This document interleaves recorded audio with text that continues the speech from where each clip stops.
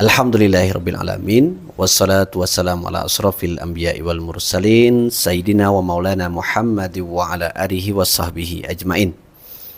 Segala puji hanya milik Allah Rabb Tuhan semesta alam yang mencurahkan rahmat dan karunia kepada kita semua. Salawat dan salam kita kirimkan ke haribaan junjungan kita Nabi besar Muhammad sallallahu alaihi wasallam yang telah membawa kita dari alam kebodohan kepada alam yang berilmu pengetahuan seperti yang kita rasakan pada saat ini.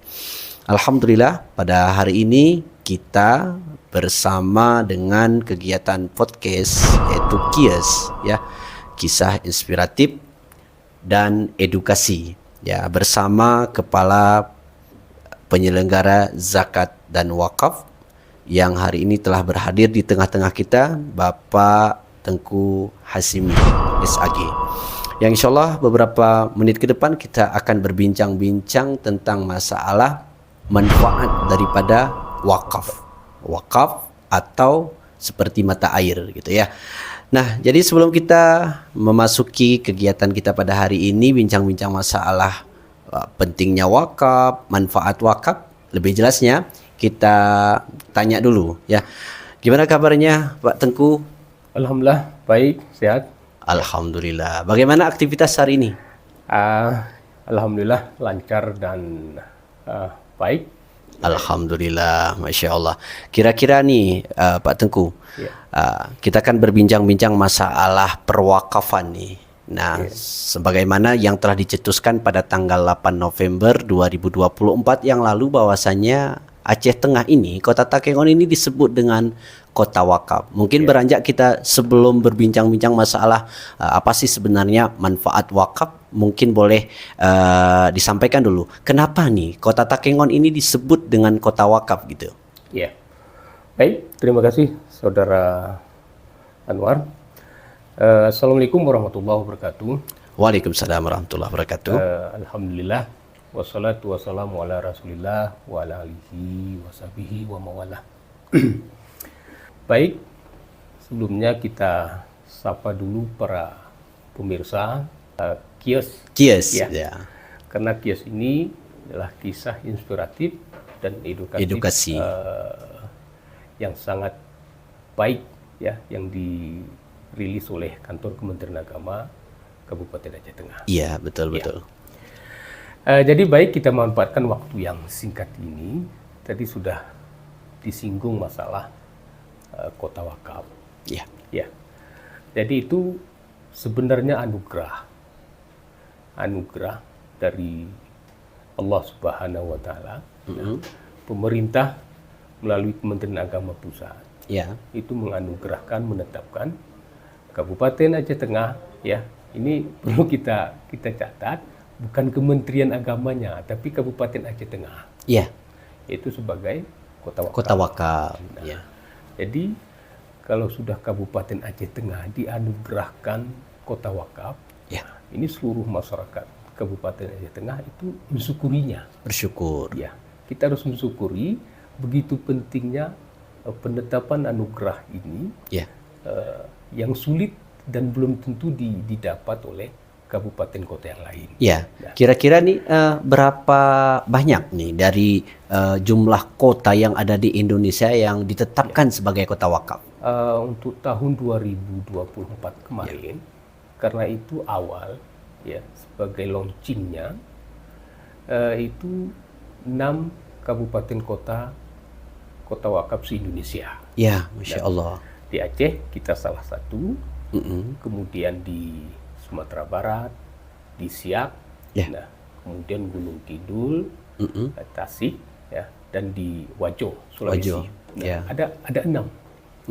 Ada 6 kabupaten kota yang dianugerahkan ditetapkan sebagai kota wakaf di tahun 2024. Ya. Nah, ini kerjanya Ya. itu semacam kontraknya tetap ada semacam pembinaan, evaluasi, monitoring itu sampai tahun 2026. Ya. Nah, artinya ketika sudah sampai 2026, nah itu kota wakaf yang ditetapkan tadi memang sudah benar-benar mandiri dari sisi wakafnya. Baik kemandiriannya, penataan manajemennya, kemudian pengelolaan wakafnya, kemudian ada manfaat mauquf alaihnya. Nah, itu yang diharapkan pemerintah.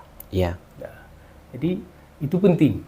Ya. Jadi saya pikir kita selaku masyarakat Kabupaten Aceh Tengah, nah perlu bukan hanya sekedar mendapatkan nama penetapan, akan tetapi perlu kita isi. Ya, wakaf-wakaf mana yang perlu kita gerakkan ya untuk diberdayakan lebih ke arah yang produktif gitu ya. Nah, jadi selanjutnya nih Pak Tengku Hasimi, setelah dikukuhkan kota wakaf, apa tugas peran kita sebagai penyelenggara zakat dan wakaf ataupun Badan Wakaf Indonesia yang ada di Kabupaten Aceh Tengah dalam mendamping program-program kota wakaf ini? Ya, tugas kita selaku penyelenggara zakat wakaf sekaligus diamanahi sebagai PMU ya. PMU ini sebagai pilot project, pilot management unit di tingkat kabupaten, di tingkat kabupaten kota. Kemudian ada nanti PMU di tingkat provinsi dan sampai ke PAIC di pusat. Nah, ini saling bersinergi ya untuk melakukan pembinaan ya, pemberdayaan di bidang perwakafan.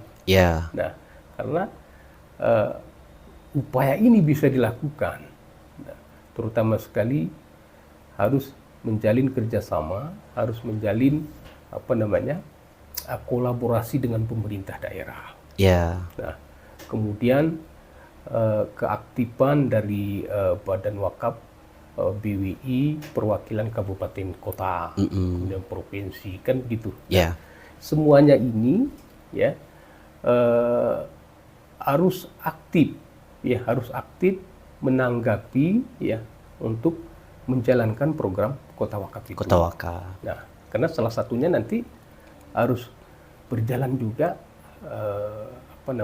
LKSPBU, Lembaga Keuangan Syariah.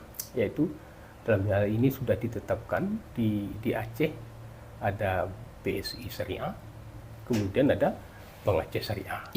Nah, betul. Jadi harus tumbuh, itu harus ada semacam kerjasama tim ya untuk memajukan program kota wakaf. Nah, sejauh ini gitu, apa yang sudah dibantu dari Badan Wakaf Indonesia di Kota Wakaf Takengon?